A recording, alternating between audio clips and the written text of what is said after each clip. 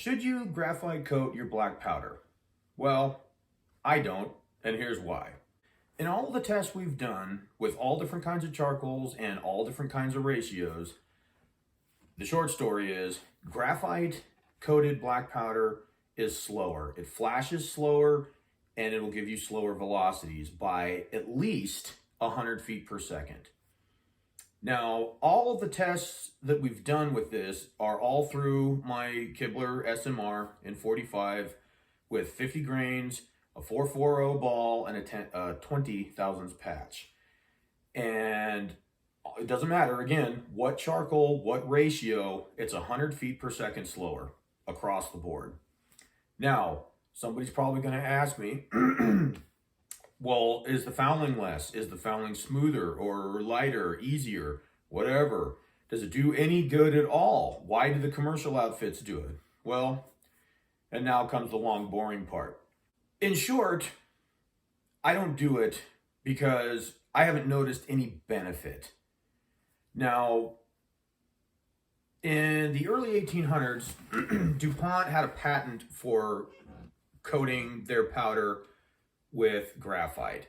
And in all the research that I've done and everything that I've looked up, the reason why they did it was to seal up that little granule of powder from moisture in the air. Black powder, being made of what it is hygroscopic, meaning it draws moisture from the air, and the graphite coating sealed it up, so it was a moisture barrier. Now, they were making it back east. Everybody was back east pretty much at the time. And they have a lot of humidity back there. They have high humidity. Out here in the Southwest, I don't really have to deal with humidity like that.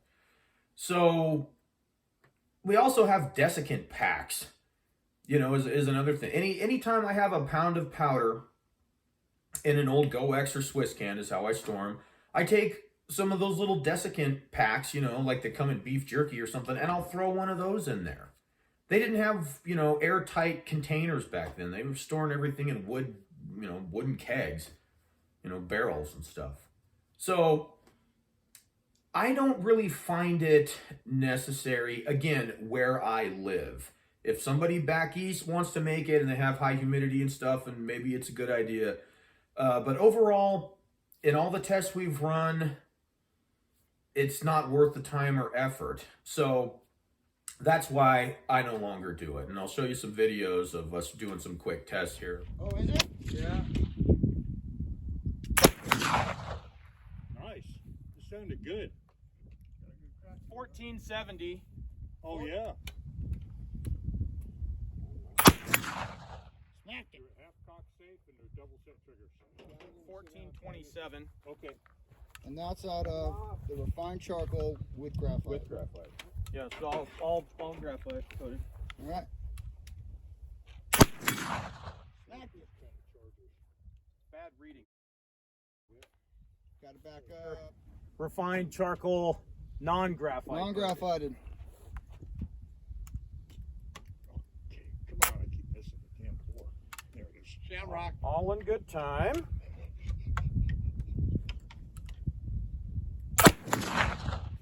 Whoa! Shamrock almost hit me in the face. 1540. There we go. About 100 feet per second. Faster, huh? Faster. Measure, but it's a lot more wind. Smacked it.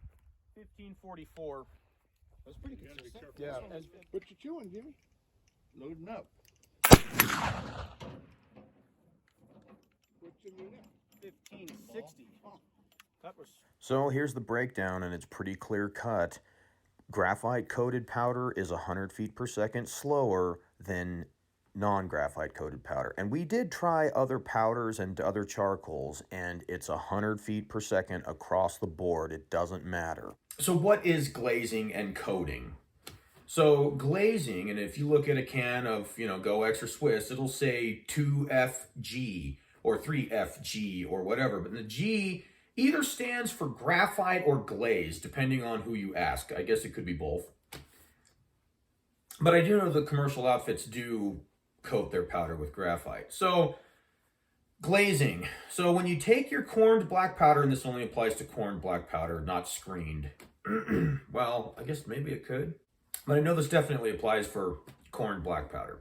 So you take your corn black powder that's sifted and sorted, and the way I do it is I make two sizes, 2F and 3F.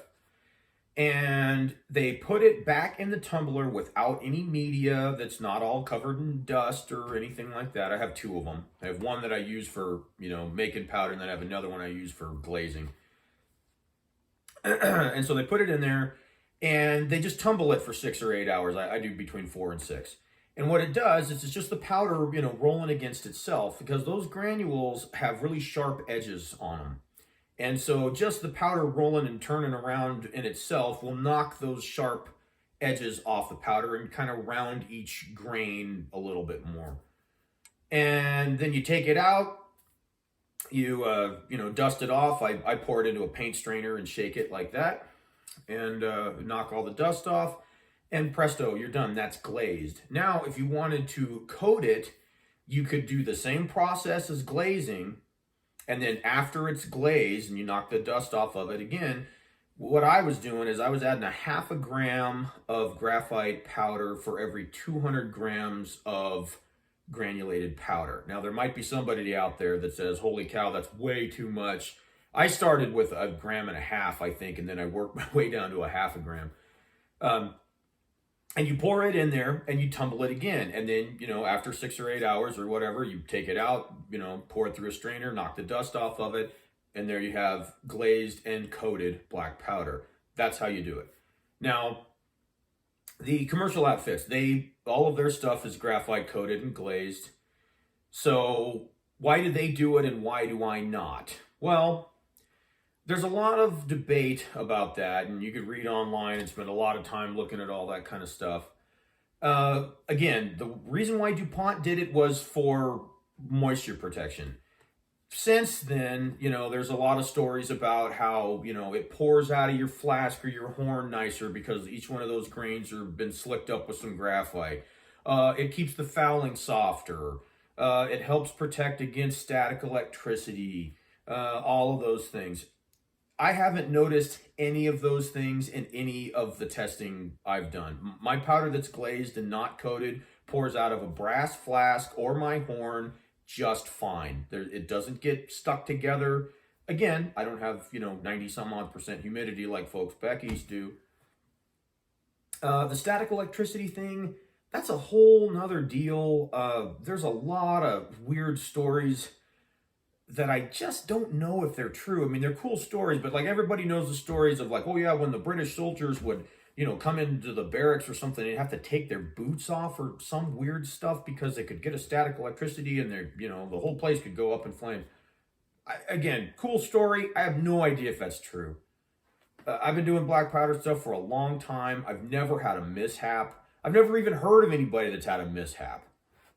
Not to say that you shouldn't be careful. Now, I have been accused by more than a few people of having a dangerously lackadaisical attitude toward the safety precautions of making black powder.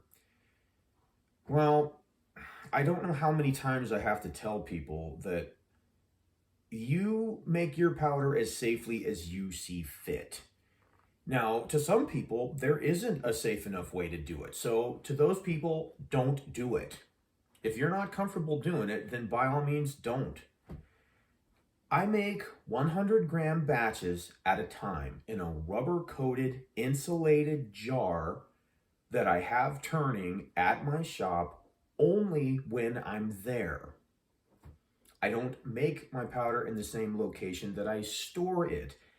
And even if I were to have a mishap with 100 grams of powder, it wouldn't take out my shop, my building, my city block, or anything else.